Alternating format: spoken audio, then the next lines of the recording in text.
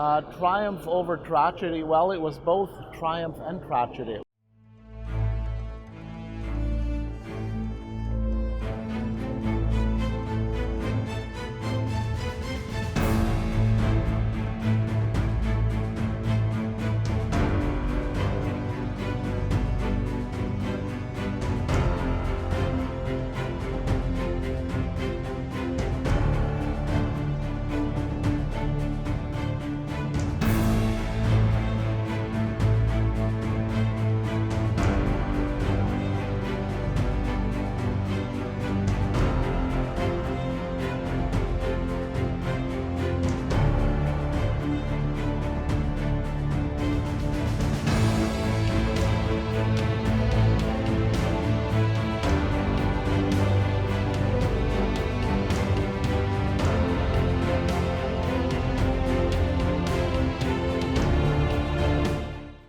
World War II was basically a rematch from the Great War. The First World War was supposed to end all conflict. However, the way it was settled led to additional conflict. So 20 years afterwards, we're here again, but a war that's encompassing ocean to ocean and continent to continent. The United States adamantly believed that we were going to stay out of it and remain isolationist. However, as time progressed and other countries were involved, we did start supplying weapons to the Allied powers and became really the arsenal of democracy. But it wasn't until officially Japan bombed Pearl Harbor on December 7th of 1941 that we will then in turn declare war on Japan and Germany and Italy will then declare war on us. In this case, the Normandy invasion has become known as the Battle of D-Day.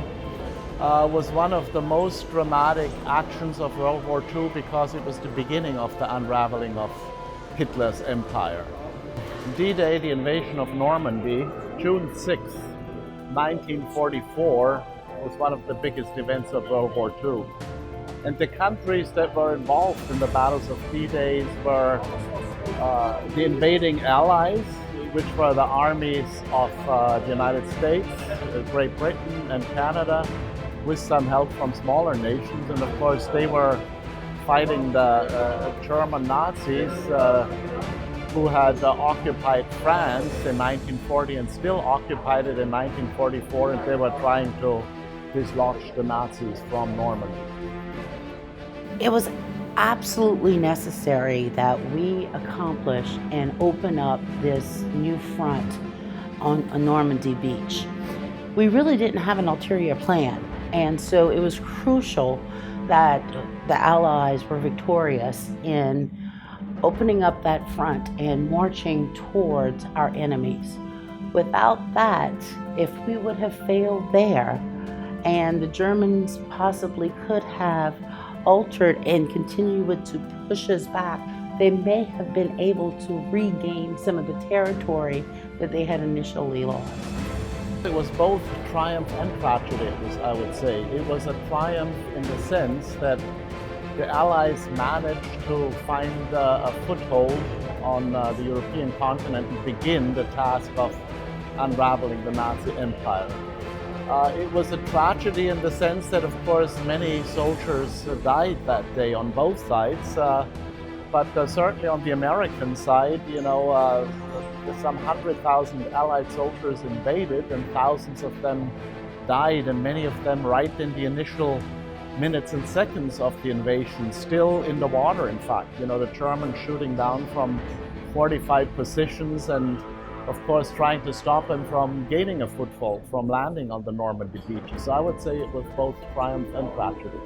There, of course, you'd have to speculate, had the Germans not been defeated in Normandy, had they held on to power in Europe, Europe would have been under German control then potentially for a long time, because it's often said, had the invasion not succeeded, Eisenhower and the Allies didn't have a second plan to try again.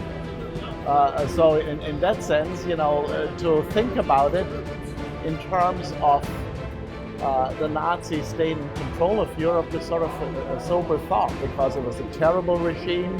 You know, we wouldn't have learned then what happened during the Holocaust. Potentially that kind of action could have continued. So thank God the Allies won. And I say that actually as someone who grew up in Austria and with the father who fought on the German side in World War II.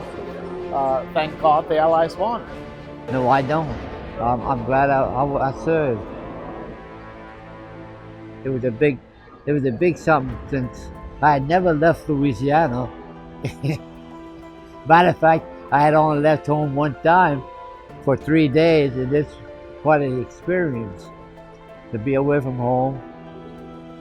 And especially when you're overseas, it was altogether a different experience, because you meet different people, different cultures, different language.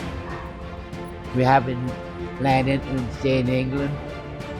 Things happen in England which almost happened like we were in the States.